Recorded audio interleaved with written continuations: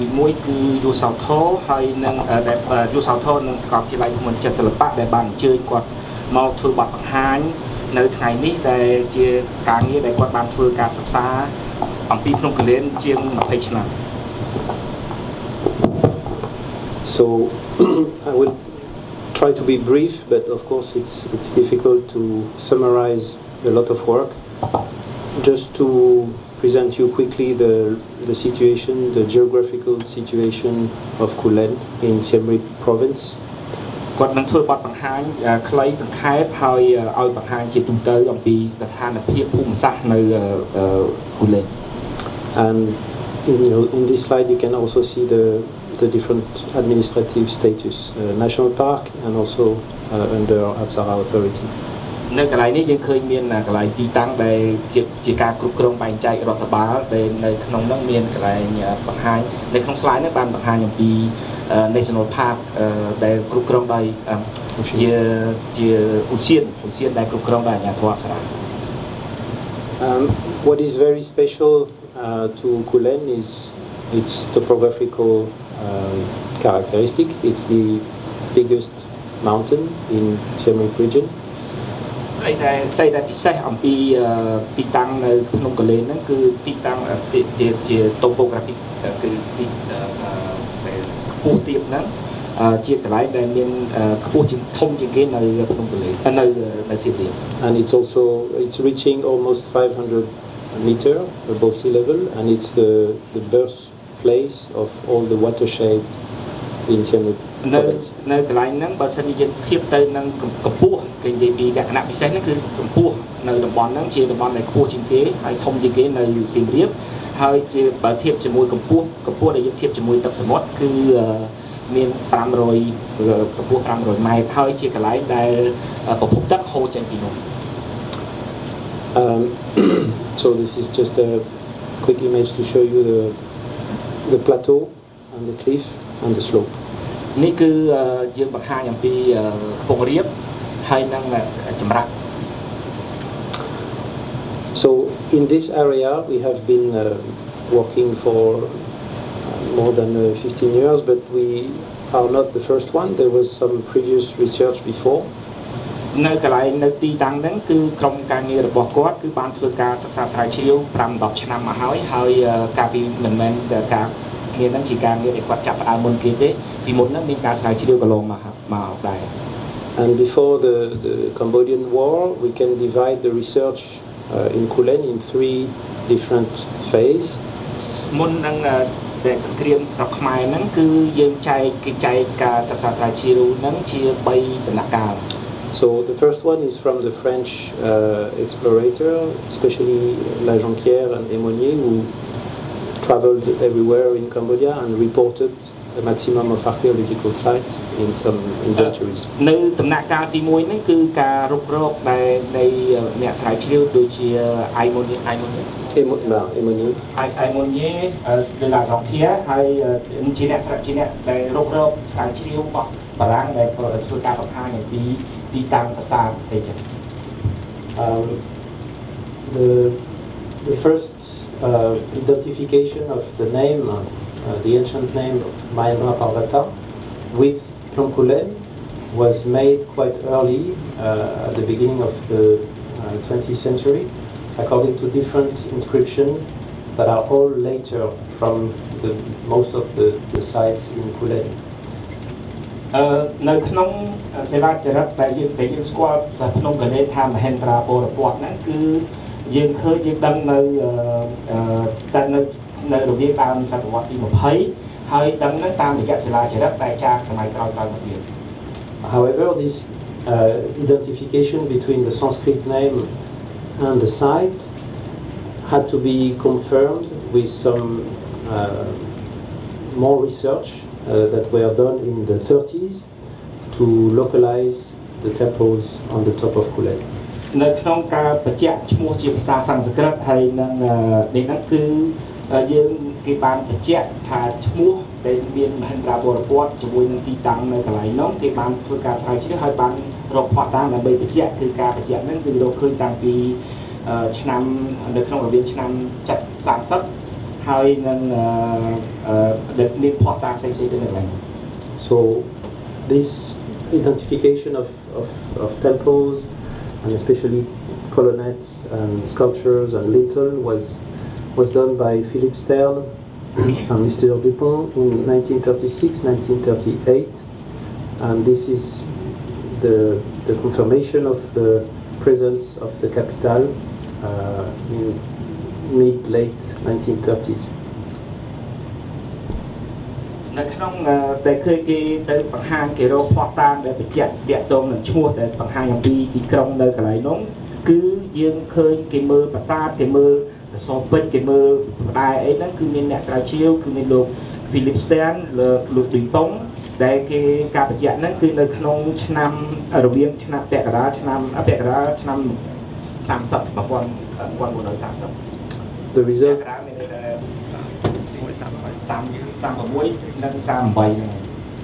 The result of this mission was the publication of several articles. One of them is the Kulen style, and another outcome is the map, the first archaeological map that you see from 1937, and one more in 38. នៅក្នុងមានការបោះពុម្ពជាច្រើននៅការសិក្សាស្រាវជ្រាវហ្នឹងក្នុងចំណោមការបោះពុម្ពជាអត្ថបទផ្សេងៗហ្នឹងយើងឃើញមានអត្ថបទមួយនោះនិយាយអំពីរចនាបថគូលែនហើយនឹងការធ្វើជាផែនទីដែលគេបានបោះពុម្ពនៅក្នុងឆ្នាំ1937ហើយនៅឆ្នាំ1938នេះ So nothing happened during the decades after, most probably because Angkor was the focus point of all research. The next phase of research that was done in Kulen was from Mr. Jean Boulbet from EFIO and also from Mr. Bruno Dagens, who worked on the area after the discovery of Kabalspin, which is on the northwest of Kulen Mountain. នៅក្នុងបន្ទាប់ពីឆ្នាំ1937-38ហ្នឹងមកការសិក្សាស្រាវជ្រាវនៅលើភ្នំកលែនហាក់ដូចជាអត់មានការយកចិត្តទុកដាក់អីព្រោះការប្រហែលជាមកពីការយកចិត្តទុកដាក់នៃការសិក្សាស្រាវជ្រាវគឺផ្ដោតទៅលើតំបន់អង្គរហើយក្រោយពីដំណាក់កាលមកទៀតហ្នឹងគឺមានលោកសង់ពូលបេហើយនិង Bruno Dagens គាត់បានធ្វើការសិក្សាស្រាវជ្រាវនៅតំបន់ភ្នំកលែនហ្នឹងដោយសារការមានការរកឃើញនៅទីតាំងថ្មីគឺក្បាលស្ពាន Again, not much was, of course, done during the war because of the situation, and still in the early 2000s, you can see the archaeological map of Angkor updated by our colleagues from University of Sydney and EFIO. The Kulen part is still undocumented. នៅក្នុងបន្ទាប់ពីដំណាក់កាលដែលលោកសង់ពូលបេ Bruno Dagens អីហ្នឹងការសិក្សាស្រាវជ្រាវក៏អត់មានច្រើនដែរដោយសារមានបញ្ហាសង្គ្រាមហើយក្រោយមកទៀតនៅឆ្នាំ2000យើងឃើញមានការសិក្សាស្រាវជ្រាវហើយគេបានធ្វើផែនទីដែលបង្ហាញអំពីនេះដែលធ្វើដោយខាង Sydney ហើយនឹង Sydney University ហើយនឹងសាលាបារាំងចុងបូព៌ាហ្នឹងគេបានធ្វើផែនទីហ្នឹងហើយ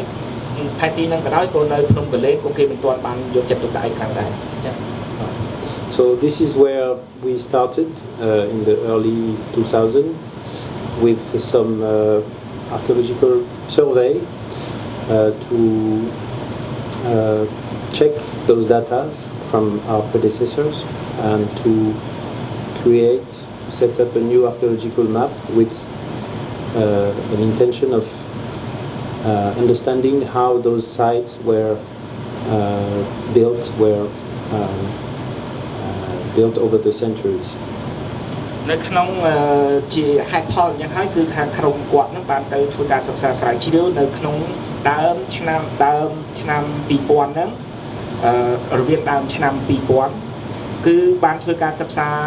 survey គឺរុករកស្វែងយល់អំពីហ្នឹងដើម្បីមើលព័ត៌មានដែលមាន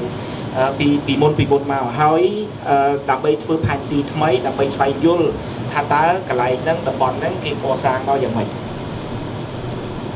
So one of our first focus was obviously the temples that were reported before. Temples can be high, well-preserved construction, such as Opaong that you see on the picture and on the section, but it can also be sometimes quite damaged, or it can even be also completely destroyed. So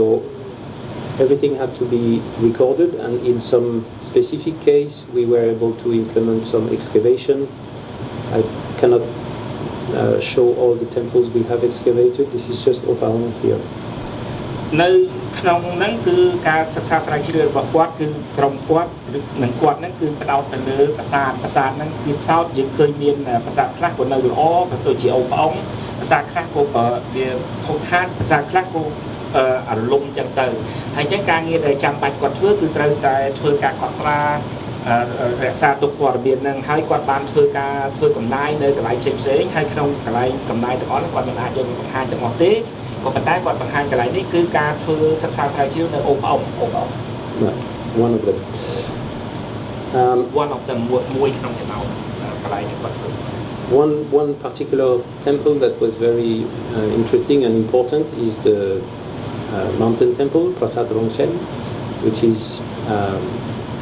which has a pyramid shape as the others in Angkor later. So we have been working quite a lot on this one, and we were able to show that there was a fifth level, so not a 3 level like we thought before, but 5, and that the temple was also unfinished but used and during the reign of Charlemagne II. យើងឃើញថាប្រាសាទនៅក្នុងចំណោមប្រាសាទដែលគាត់បានធ្វើការសិក្សាស្រាវជ្រាវហ្នឹងគឺប្រាសាទមួយមានលក្ខណៈពិសេសជាងគេគឺប្រាសាទរងចិនដែលមានរាងដូចជាពីរ៉ាមីតរាងជាពីរ៉ាមីតហ្នឹងហើយបានបង្ហាញថានៅការសិក្សាស្រាវជ្រាវរបស់គាត់ហ្នឹងឃើញថាមានមិនមែន3ដំណាក់កាលនៃការកាន់កាប់នេះទេគឺមាន5នៅក្នុងហ្នឹងហើយប្រាសាទហ្នឹងទៀតសោតគឺជាប្រាសាទដែលមិនបានកញ្ចប់គឺមានមិនធ្វើមិនទា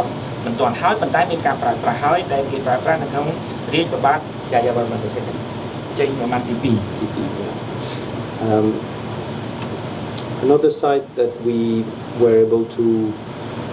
work on and also to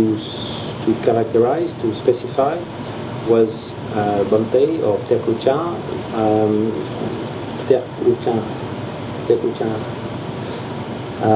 This was the Royal Palace. It was not known before. We have been able to identify this site by excavating at 4 campaigns. It's only made of earthen dikes, 600 meter by 400 meter. It's a very big site with some inner platforms and other earthen dikes. All our excavations show that it was the royal palace of the capital of Charlemagne II. មានកន្លែងមួយទៀតដែលសំខាន់ដែរគេហៅគាត់ហៅថាផ្ទះគ្រូចា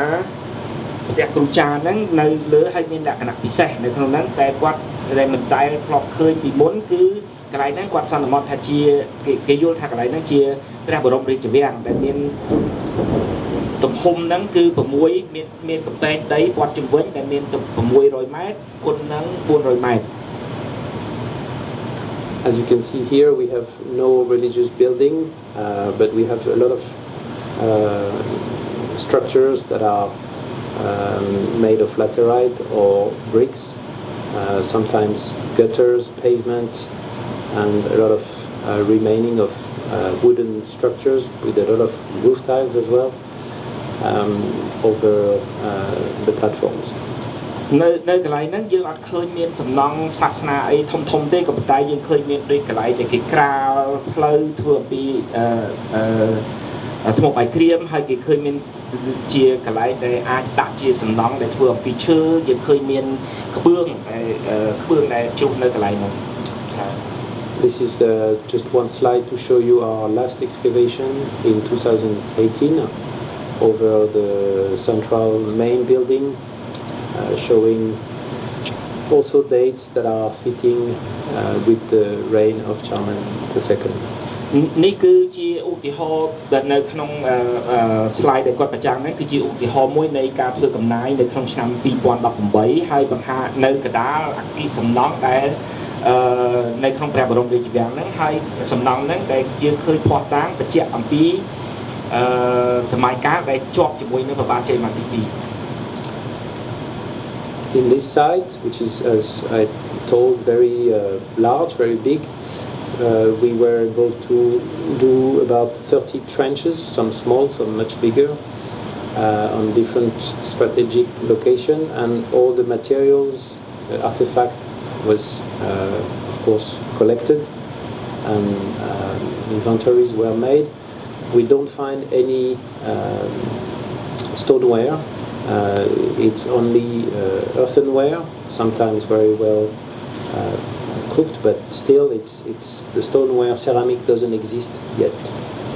នៅក្នុងកន្លែងដែលគាត់ធ្វើកំណាយដែលមានទីតាំងប្រមាណធំទំហំ 400 ហ្នឹងគាត់រកកន្លែងផ្សេងៗដែលយល់ថាសំខាន់ក្នុងការធ្វើកំណាយរបស់គាត់ហ្នឹងការធ្វើកំណាយហ្នឹងមាន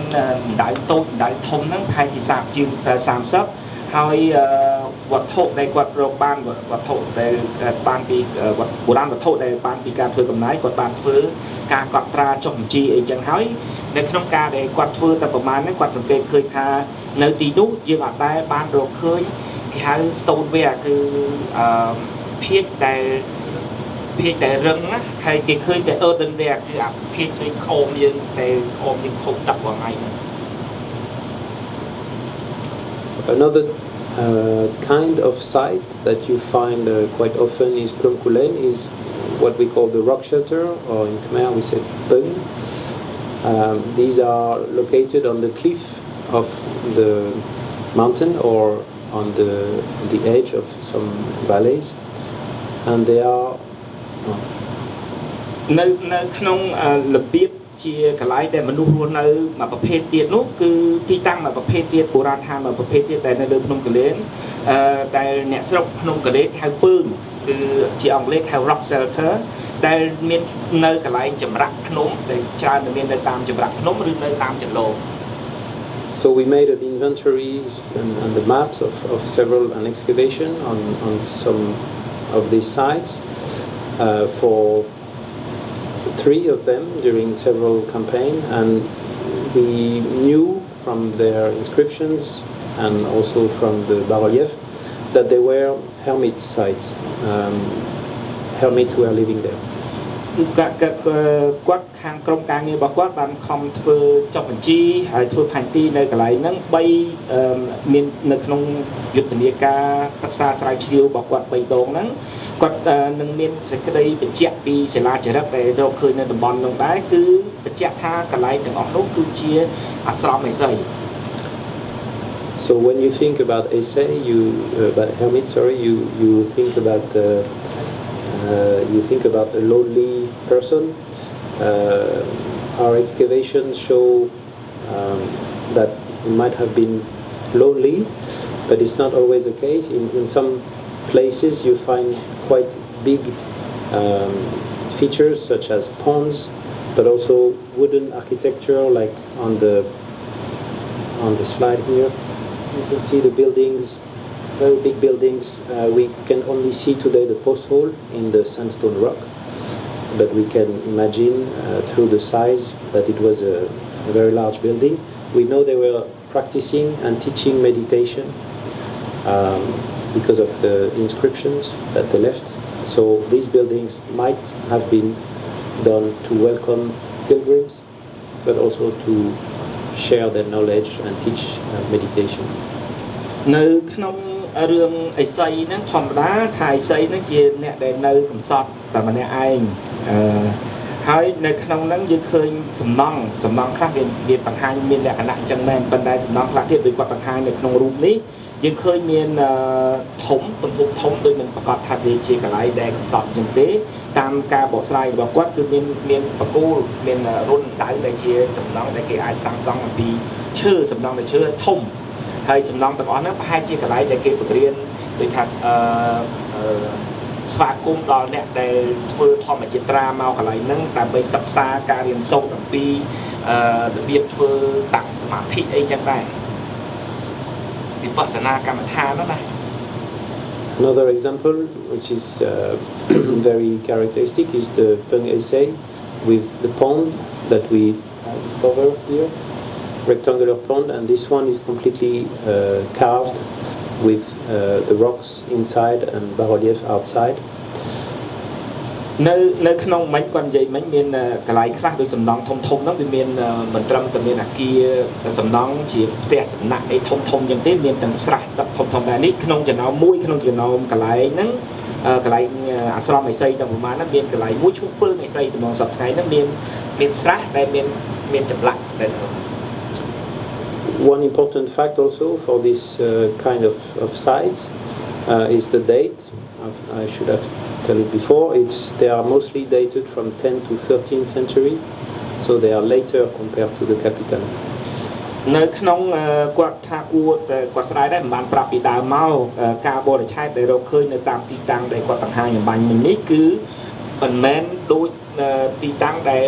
ជាព្រះបរមរាជវាំងនោះទេគឺមានការបរិច្ឆេទពីសតវត្សទី10ដល់សតវត្សទី13 And also what we were surprised to discover in this pond in Peng Esse was the remain of human cremation, human bones in the picture on the lower left side. So there are also sites that could have been used to deposit some human remains. នៅក្នុងនេះគាត់ថាស្អីដែលគួរឲ្យចាប់អារម្មណ៍មែនតើនោះគឺនៅក្នុងកន្លែងពើងឥសីហ្នឹងដែលស្រះដែលគេជីកធ្វើពើងឥសីហ្នឹងយើងរកៀវគាត់បានរកឃើញនៅ